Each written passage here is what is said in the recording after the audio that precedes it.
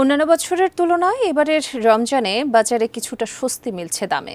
তবে চলতি সময়ে চাহিদা বেশি এমন পণ্যের দাম বাজার ভেদে কিছুটা বাড়তি। বিগত সপ্তাহের তুলনায় দাম বেড়েছে মুরগির, লেবুর হালি ও সেঞ্চুরির ঘরে।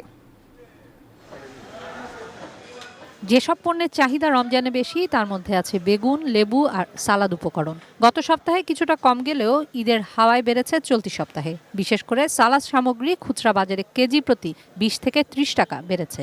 বেগুন, লেবু এগুলো একটু বেশি চলে, শসা, সালাদ আইটেমগুলো। সবজির চাহিদা রোজার মাসে একটু কমই। লেবু 120 টাকা হালি, এটা কি হয়? এ সময়ে অন্যান্য সবজির চাহিদা কিছুটা কম থাকায় দামে স্বস্তির কথা বলছেন ক্রেতারা। তবে নতুন সবজির বাজার চড়া। রোজার সময় দেখি একটু বেশি, নাহলে এমনি মোটামুটি রিজনেবল প্রাইসে আমরা পাই। পেঁয়াজের দাম কম, আলুর দাম কম। আমি মনে করি এটা সরকার একটা গুড ইনিশিয়েটিভ। এবার সরকার বেশ ভালো কন্ট্রোল করতে পেরেছে। Accept rice. ভিশনের ফুলঝুরি মেগা অফারে ফ্রিজ কিনলেই পাচ্ছেন 16 পিসের আকর্ষণীয় গিফট বক্স একদম ফ্রি। ঈদ সামনে রেখে চাহিদা বেড়েছে, কমেছে সরবরাহ, তাই বাজার চড়া সব ধরনের মুরগির। সপ্তাহের ব্যবধানে ব্রয়লার ও পাকিস্তানি জাতের মুরগির দাম বেড়েছে কেজিতে 20 টাকা পর্যন্ত। গত সপ্তাহের তুলনায় 10 টাকা বাড়ছে মুরগির দাম। এখন বাজার হঠাৎ আজকে হলো 320 টাকা, 330 টাকা।